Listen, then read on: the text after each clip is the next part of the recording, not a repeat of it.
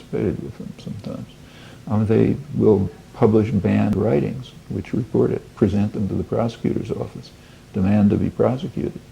That's not a joke. You know, facing, sometimes they are sent to prison. That's no joke. There's nothing like that in the West. Inconceivable.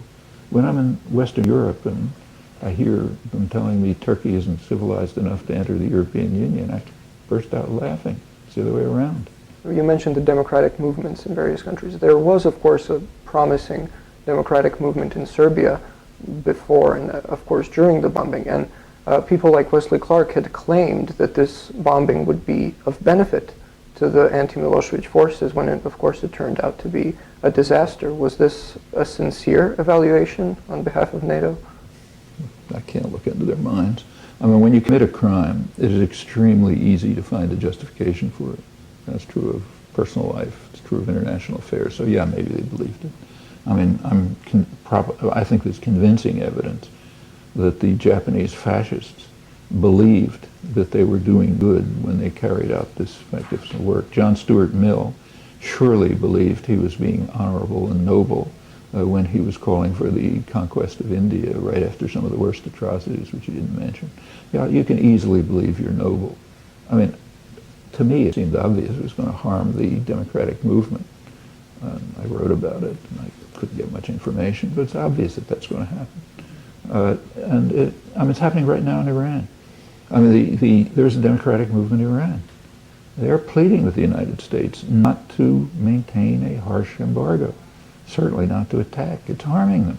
It strengthens the most reactionary, violent elements in the society, of course. Let me ask you one final question about the future. Negotiations over Kosovo's final status are underway right now. The United States is backing Agim Čeku, who was someone involved in ethnic cleansing, not only... He was a war criminal himself. What about the Krajina expulsion, which he was...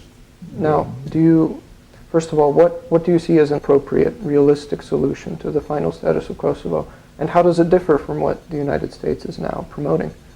Well, my feeling has been for a long time that the only realistic solution is one which in fact was offered by the president of Serbia, I think, back around 1993, namely some kind of partition with the Serbian, by now there's very few Serbs left, but what were the Serbian areas being part of Serbia, the rest being what they call independent, which means it lives in Albania.